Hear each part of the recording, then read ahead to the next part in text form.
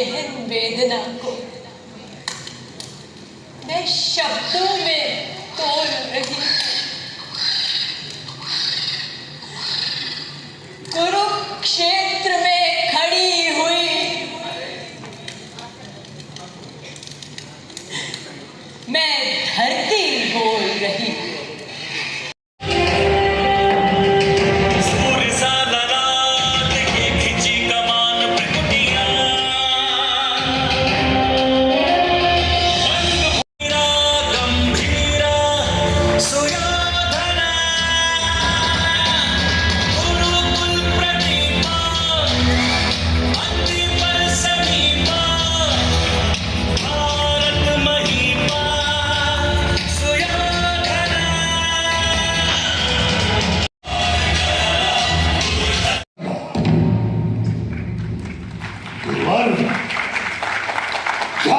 जाति वे रखते हैं जिनकी शक्ति होती पाखंड। नहीं जाननी जाति इसकी जाति है इसके भुजदंड।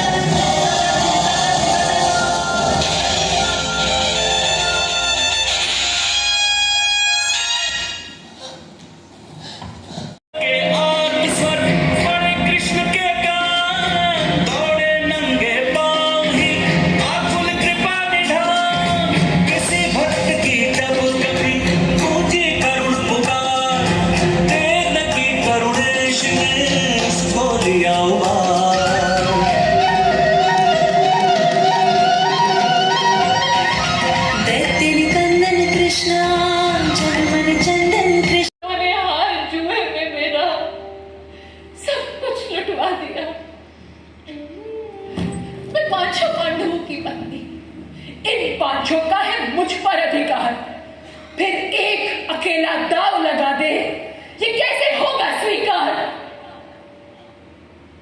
ओ भरतवंशियों, इन प्रश्नों से कभी तुम्हारा पीछा छूट ना पाएगा। युगों युगों तक समाज इन्हीं प्रश्नों को दोहराएगा। भरतवंश के पुरुष जुए में पत्नी को दांव पर लगाते हैं, और ये वीर महावीर दुर्योधन नग्न करके अपनी भाभी को चंगावर में खाते हैं। तू है ऐसे भरतवंश पर, तू है ऐसे आसन पर, तू है ऐसे सभासदों पर, और तू है ऐसे शासन पर। हे ईश्वर, भरतवंश की नारी अब दुर्बलता नहीं दिखाएगी। अंधी बहरी राजसभा में नहीं गुहार लगाएगी। नारी अबला नहीं रही, ये जग को दिखलाएगी। स्वयं करो संघर्ष जगत में, ये नारी को सिखलाएगी। हे विधाता, मेरी अटल प्रतिज्ञा सुन ले। शेष, शारदा और महेश, जब तक कठोर या सुता नहीं पाऊंगी, तब तक खुले रहेंगे ये केश।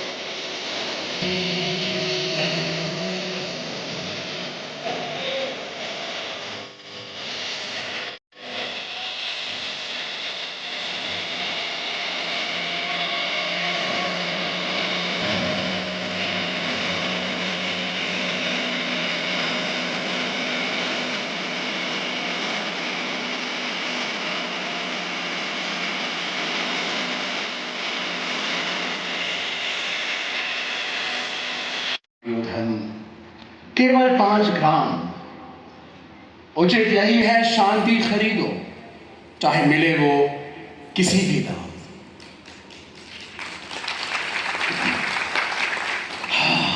युद्ध, युद्ध सदा सूचक विनाश का।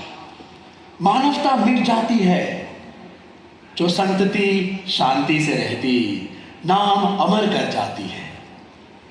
हे राजन, कभी युद्ध से कोई समस्या बिल्कुल हल ना हो पाई है।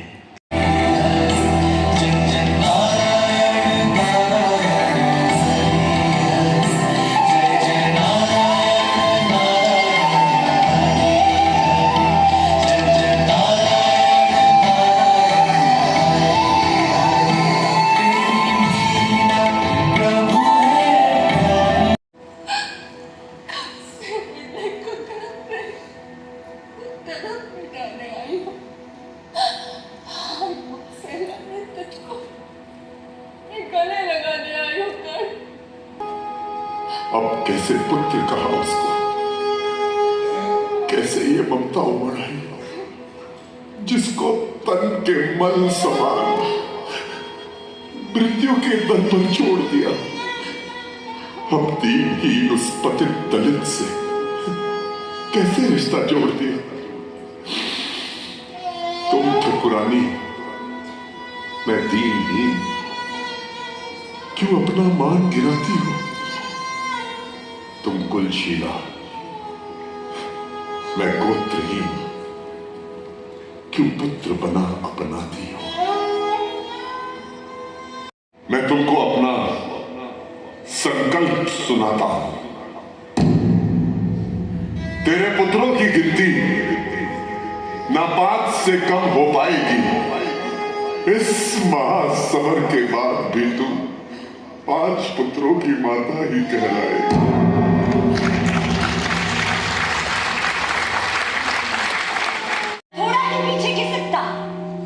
किंतु इस पर भी वासुदेव श्री कृष्ण कर्ण के इस पराक्रम की प्रशंसा करते हुए बोल उठते, वाह वाह कर्ण वाह।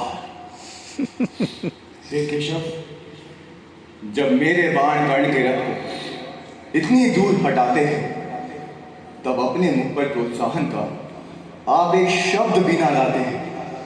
किंतु जब कर्ण बाण से मेरे रथ को करता यदि तनिक भी विचलित, तब वाह वाह से कर्ण को क्यों करते आप प्रोत्साहित। हे पार्थ, तुम्हारे रथ के ध्वज पर बैठे बलशाली हनुमान हैं, और मैं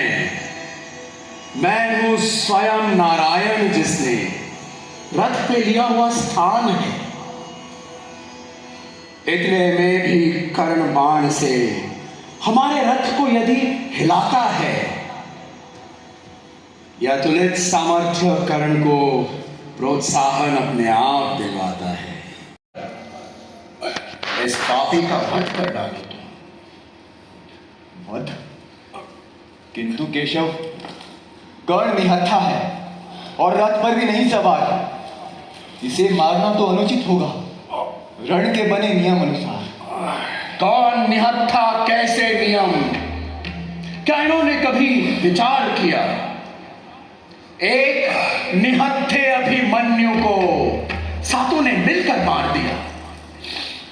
लाक्षागृह के छल का साथी, वस्त्र हरण का सहयोगी, द्यूत कपट के साथी की हत्या अपराध कदापि नहीं होगी।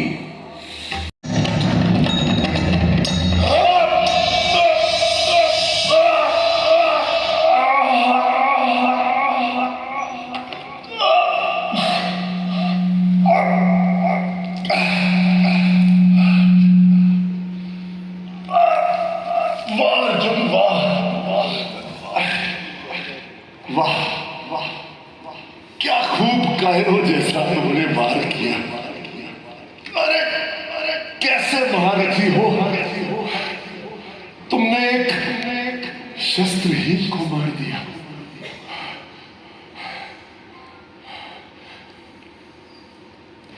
तेरा ये कृत्य तुझे कायर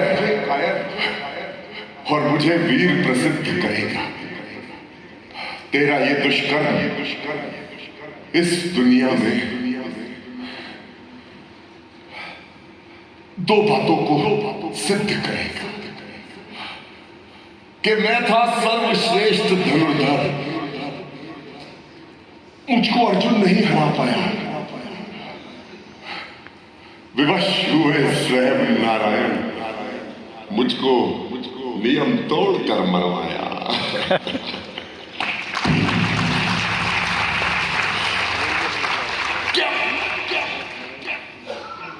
क्या मेरे सामर्थ्य और बाहुबल का ये नहीं अटल आधार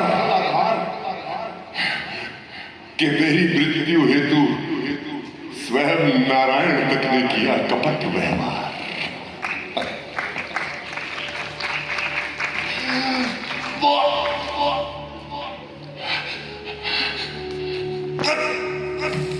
परंतु मुझको गर्व है कि तुमने मुझे रण में मार गिराया है और माता कुंती को जो मैंने वचन दिया वो निभाया है। मेरा प्रण था कि हम दोनों में से कोई एक तजेगा अपने प्राण, और भीम, युधिष्ठिर, नकुल और सहदेव पर नहीं चलाए मेरे बाण। अर्जुन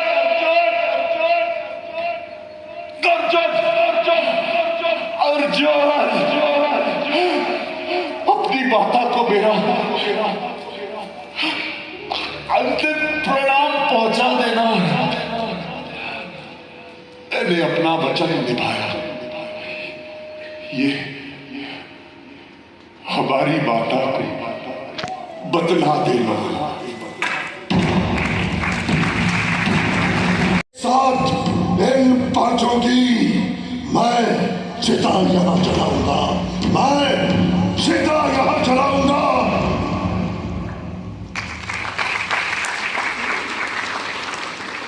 केस खुले हैं, तनिक उनका भी तो कुछ ध्यान करो।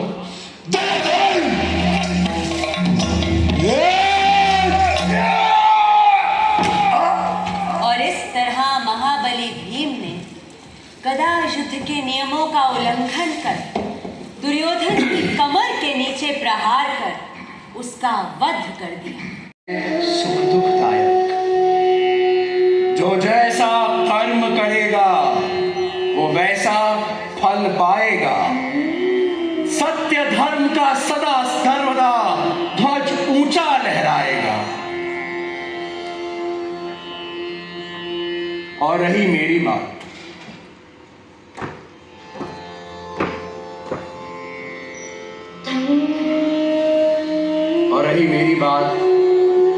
तो मैंने भी आप सभी की तरह मानव रूप लिया है, तो मैं भी कैसे बच पाऊंगा।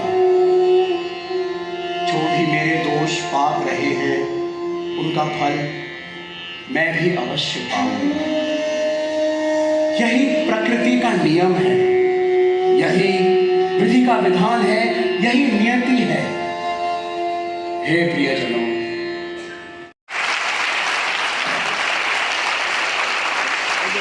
मैं पिछले 35 वर्षों से दुर्योधन को जी रहा हूं। कभी कभी तो लगता है मैं वाकई दुर्योधन ही हूं। It was a great journey. I think I was